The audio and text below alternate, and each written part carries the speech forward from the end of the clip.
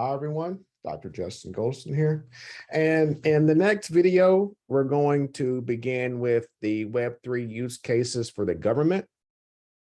And similar to whenever we're talking about quadratic funding, we could also use quadratic voting within the government. Within my TED Talk in 2019, I just brought up the use case with the government for a presidential election in the United States. And fast forward the next couple of years, we had a little debacle within the United States, but that could have been prevented if those votes were transparent on the blockchain, right? So for the government, if we make those votes transparent, if we make decisions that were done by a number of government entities transparent, we could remove some of the corruption that we have in governments around the world. So the transparency of blockchain could be one use case that would be used in the government, but the question is, will they want that much transparency, right? So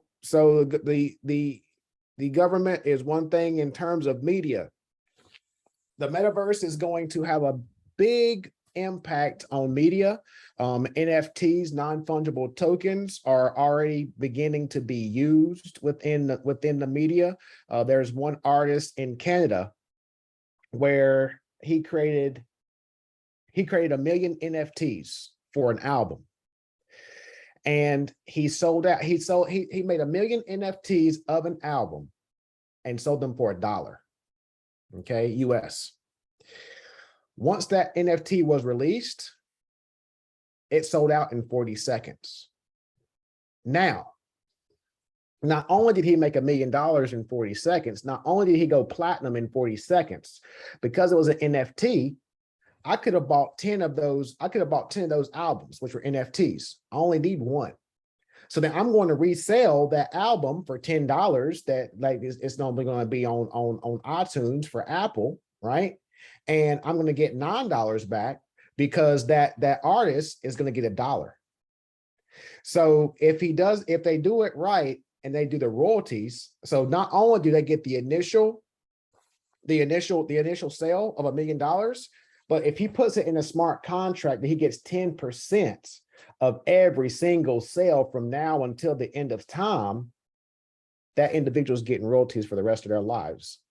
Their children is getting their royalties for the rest of their lives. So media is going to be, that's just the music industry, right? Now we're also seeing with NFTs, with like Bored Apes, for example, you're going to be able to monetize off of NFTs such as Bored Apes, such as World of Women, because they can be included within TV shows, they can be included within movies, and then you're going to be able to monetize off of that.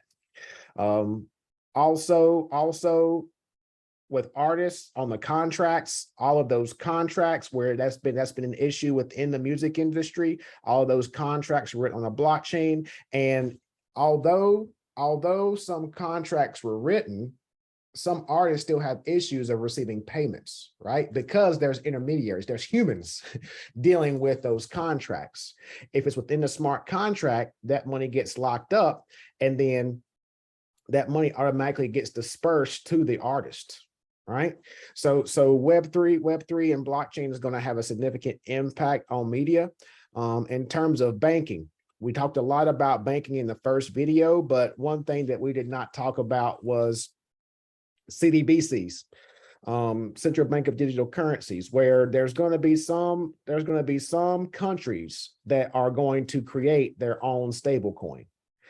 And similar to our traditional stablecoin, that's decentralized and controlled by the people, where it's a peer-to-peer transaction, CBDCs are going to be centralized, right? Now, some people feel that is a potential issue because they can freeze digital currencies more than they could actually freeze your funds in the bank, right? So if you did not pay your taxes, they could actually freeze your digital currencies, right? So And also, if it's a CDBC and they have digital currencies, they will be able to see where you spend every single one of your dollars with a central digital currency. Okay, so CDBCs provide visibility indeed, but does it provide too much visibility? Now that's a question that you have to ask yourself. Also, we have discussed hybrid finance. So hybrid finance is the combination of decentralized finance, like we talked about in the first class, where we have platforms such as Uniswap and SushiSwap, where it's peer-to-peer transactions, but then you have centralized finance like the traditional banks. Now there are some banks that are open that are understanding the Web3 movement, and they are allowing a hybrid finance model where you could have your employer give you half of your salary in crypto and half of your salary in fiat, your native currency. Okay, so you're going to see these hybrid finance approaches emerging in the coming years. But yeah, CDBCs have been talked about over the past couple of years. Dairy. So dairy, similar to supply chain, the tracking, and so dairy and pharma, they're going to be very similar in nature in terms of the tracking and tracing of so for dairy, it's from farm to the grocery store or farm to the consumer, so that we can ensure that everything that has been documented by the FDA in the United States is indeed correct. In terms of pharma, we talked about healthcare and the importance of tracking and tracing those pharmaceutical drugs to ensure that they are not counterfeit, and the source of those drugs. Okay, in terms of water, the usage of water can be tracked and traced, on the blockchain. If we use the Internet of Things, I think that's going to contribute to the usage of water, especially in certain countries. Digital KYC. So with KYC stands for Know Your Customer. And within Web3, within blockchain, a number of people move to the blockchain space because you can be anonymous. In other cases, know your customer is one way to digitally verify certain users, certain individuals. So digital KYC is going to be an easy way to do that, especially within certain industries. Okay, digital KYC is going to be one thing. So it's also referred to as a digital identity. So digital KYC or digital Know Your Customer is going to be one thing that's going to continue to emerge within the Web3 space. Oil and gas. Again, the transparency of the source of oil and gas. We can also trade using cryptocurrencies in certain countries. Now, we may be a ways away from that, but I think that you're going to see the entry of trading with digital currencies for oil and gas in the future. Tourism. Within tourism, the metaverse, augmented reality, virtual reality is going to have a huge place in tourism.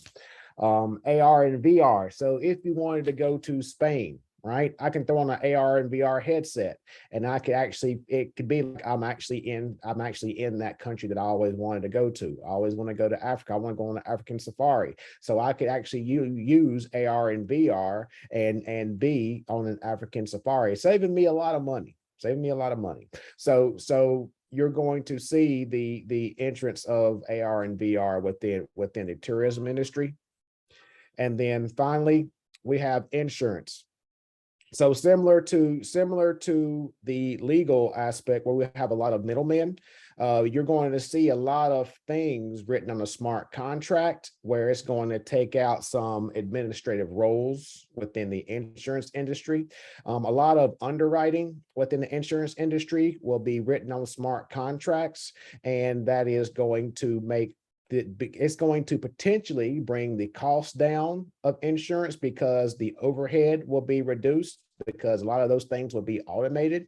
And then also in terms of insurance, artificial intelligence will have its place within the insurance industry where they will be able to better quote certain things. They will be able to look at past history of individuals when quoting insurance.